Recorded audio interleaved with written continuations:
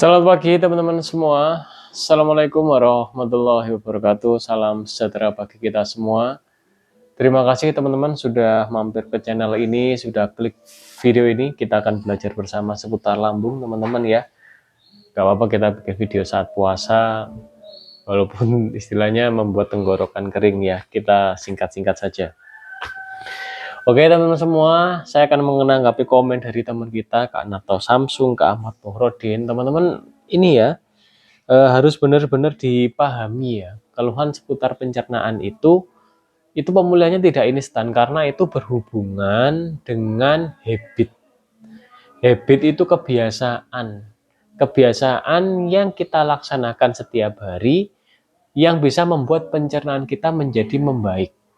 Nah, ketika kita berbicara tentang habit, kebiasaan, berarti apa teman-teman? Kita harus sadar bahwa kita tidak bisa makan seperti makan sebelum kita terkena GERD, terkena gastritis, nggak bisa. Teman-teman mau makan tempe goreng, tahu goreng, ayam, tepung, nggak bisa. Teman-teman mau makan kerupuk, teman-teman mau makan goreng-gorengan, snack-snack, nggak bisa teman-teman. Karena apa? Lambungnya, enzim pencernaan di lambung ya itu tidak bisa mencerna. Pahami ya. Jadi kata kuncinya menjaga pola makan harus benar-benar dilaksanakan. Oke, saya bacakan dulu komen dari Kak Narto Samsung ya. Bang, saya kan kemarin sendawa terus-menerus. Timbulnya perut kanan sebelah pusar sakit.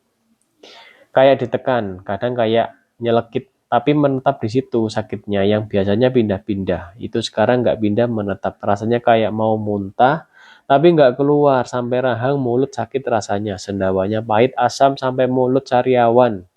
Itu dari lambung apa cemas ya Bang? Bagaimana mengatasinya ya Bang? Saya sakit sudah 14 ini nggak tahu 14 bulan atau 14 tahun lebih Bang. Oke Kak Narto Samsung. Ya Kak Narto Samsung. Pahami ada gastritis enggak? Ya. Kalau tidak ada gastritis, silakan minum probiotik. Pahami. Namun kalau minum probiotik membuat perut tidak nyaman, ya, hentikan, berarti kakak ada peradangan. Rekomendasi probiotik yang saya gunakan, tape singkong, cuka apel bisa, cuka lemon bisa. Kombinasi dengan beberapa probiotik cair semisal Proemban bisa. Ya, saya menggunakan probiotiknya yang cair, bukan yang kapsul. Kenapa? Probiotik cair itu cenderung dia itu alami. Ya, beda dengan probiotik kapsul, dia udah dipadatkan. Tapi kalau probiotik cair, bakteri-bakteri hidupnya ini, dia sifatnya ini dia memang benar-benar hidup di cairan tersebut. Sehingga untuk probiotik yang cair, setelah dibuka, masa hidup bakterinya hanya 30 hari. Kalau cuka apel, cuka lemon lebih lama, bisa 1 tahun, 2 tahun. Namun syaratnya tidak boleh masuk di kulkas, ya harus taruh di suhu ruang. Kak Narto Samsung, coba ya konsumsi probiotik dulu. Kalau setelah minum probiotik di perut ini terasa nyaman ya istilahnya ya, itu nggak apa-apa dilanjutkan ya, berarti tidak ada gastritis. Namun kalau minum probiotik di perut terasa perih, panas, sakit di ulu hati gitu ya, berarti kakak ada gastritis peradangan lambung, tidak boleh minum probiotik. Beberapa makanan yang tidak boleh kita konsumsi, perhatikan, cek video-video saya. Kalau gastritis jangan makan pisang. Kalau tidak ada gastritis makan pisang nggak apa-apa. Ya sebenarnya kita ini memang harus banyak belajar ya. Teman-teman cek beberapa video-video saya atau cek beberapa channel lain silakan ya. Makan makanan apa yang aman dan tidak aman. Kalau saya selalu menjelaskan di setiap video itu beberapa makanan selalu saya sisipkan. Contohnya di video ini saya mengatakan pisang tidak boleh untuk gastritis, tapi untuk GERD saja yang non gastritis pisang boleh, namun pisang yang boleh umumnya ya pisang kepok, pisang Ambon, gitu ya. Kemudian yang kakak alami itu ya mau muntah ya, mau muntah tapi nggak keluar, itu reflux Kak. Jadi asam lambungnya ini tidak bisa mengaktifkan enzim pencernaan sehingga makanan yang masuk tidak bisa dicerna ya. Sehingga sendawa terus, katupnya terbuka. Dia reflux ya. Asam lambung itu pahit rasanya sehingga itu dia mau keluar, mau muntah. Itu dari lambung. Lambung itu di mananya? Di asam lambungnya. Kalau gastritis, lambungnya sakit, perih, panas, Kak Narto pahami dulu ya. Pemulihan seputar lambung tidak instan. Kita perlu membuat habit baru, kebiasaan baru ya. Yang saya lakukan dalam jangka waktu berbulan-bulan ya, 1 tahun, 2 tahun, dan saya sekarang setiap hari tidak minum probiotik pun aman karena sudah pulih betul untuk kondisi pH asam lambungnya. Namun saya tetap masih konsumsi probiotik setiap hari, walaupun itu cuma mungkin tape gitu, saya tetap makan ya. Atau cuka apel atau cuka lemon saya tetap minum. Walaupun saya tes beberapa hari tidak konsumsi, aman-aman saja karena pencernaan sudah membaik. Oke, Kak Narto Samsung ya, dipahami. Jangan makan makanan yang digoreng dengan minyak sawit, jangan makan tepung terigu, ya, tepung terigu itu jangan, berat diolah. Kalau tepung tapioka masih relatif aman, tepung beras masih relatif aman. Jangan makan gula pasir, jangan makan makanan berpengawet, saus, ya, jangan. Kecap, aneka produk kedelai jangan dulu.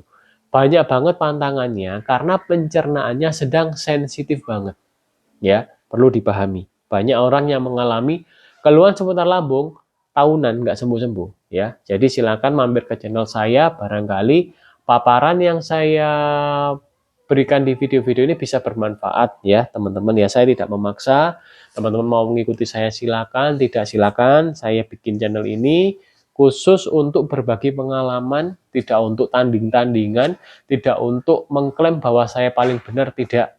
Yang mau mendengarkan video saya silakan, tidak silakan. Oke, lanjut ke Ahmad Muhrodin. Tiap hari perut masih kembung, padahal sudah jaga pola makan. Itu apa penyebabnya, Bang? Kak Ahmad Muhrodin ini sama dengan yang dialami Kak Narto Samsung.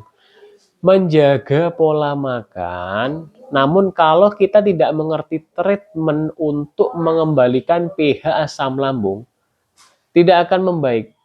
Kembung itu enzim pencernaannya tidak aktif ya, Kak Ahmad Muhrodin. Diakibatkan oleh apa?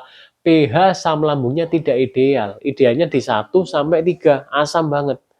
Kembung itu tidak bisa mencerna makanan dengan baik ya. Sehingga perut kita ini mudah kembung, mudah seperti masuk angin ya, dan lain-lain. Oleh karena itu Kak Ahmad Muhrodin perhatikan, kalau masih ada gastritis atau peradangan, maka kakak akan sering kembung perutnya. Tapi kalau gastritisnya sudah sembuh total, silakan minum probiotik ya. Probiotik, madu teman-teman ya, madu itu penting. Madu pakai madu hitam ya, karena dia itu tidak manis ya, dan sangat familiar atau sangat bagus diterima oleh lambung ya. Cari madu hitam pahit di online atau di offline silakan, ke Ahmad Muhrodin gitu ya. Jadi kuncinya pahami, kalau ada peradangan lambung sembuhkan dulu. Jangan apa ya, bahasa Jawanya gupuh itu apa ya? Jangan panik dengan keluhan seperti sendawa, perut kembung ya, atau begah. Itu jangan fokus di situ. Kalau masih ada gastritis, gastritis harus sembuh dulu, peradangan harus sembuh. Kalau sudah tidak ada peradangan, baru diperbaiki asam lambungnya ya. Cara memperbaiki asam lambung dengan beberapa treatment. Yang pertama, menjaga pola makan, makanan yang boleh, yang tidak boleh silakan dikonsumsi. Kemudian jangan lupa ini, probiotik harus masuk. Kenapa? Kita harus mengkondisikan pencernaan kita agar sehat. Cara agar pencernaan kita sehat yaitu dengan konsumsi bakteri baik. Di dalam pencernaan kita, di usus halus kita hidup berjuta-juta atau bertriliun-triliun, bermiliar-miliaran bakteri. Ada bakteri baik atau bakteri bagus, ada yang bakteri buruk atau bakteri jahat ya. Mereka berperang. Kalau bakteri jahatnya lebih banyak ya otomatis tubuh kita akan mengalami peradangan.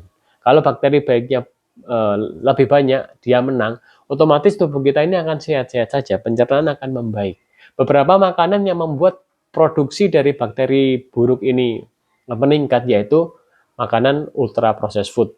Kemudian makanan yang digoreng dengan minyak sawit, kemudian snack-snack ringan ya, makan makanan yang berpewarna, berzat-zat kimia gitu ya, itu sangat memburuk ini pencernaan kita atau keseimbangan mikroba di usus halus kita.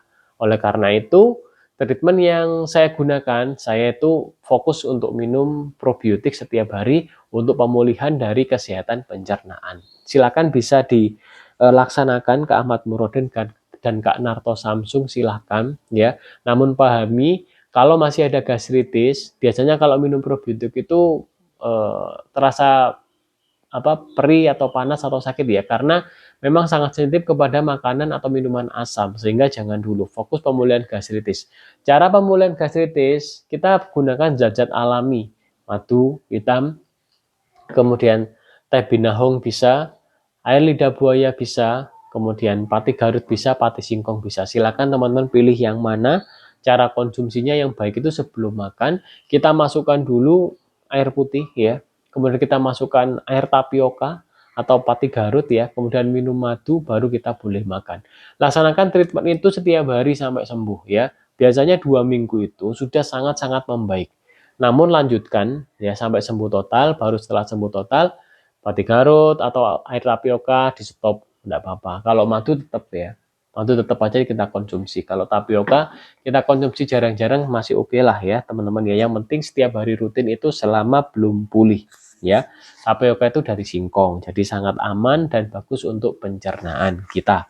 Oke teman-teman, sekian video kali ini, semoga bisa menginspirasi, semoga bisa memberikan wawasan atau gambaran bagi Kak Narto Samsung, Kak Ahmad Murodin, atau teman-teman semua yang mengalami keluhan seputar pencernaan, baik di lambung ya, baik itu peradangan lambung gastritis atau GERD ya, terbukanya katup ya, ataupun yang disertai dengan anxiety. Mari kita belajar bersama di channel ini.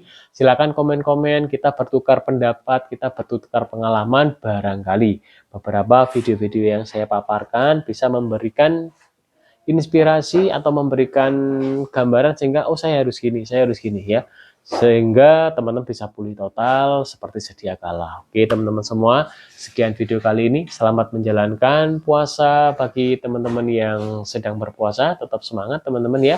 Sekian dari saya, wassalamualaikum warahmatullahi wabarakatuh.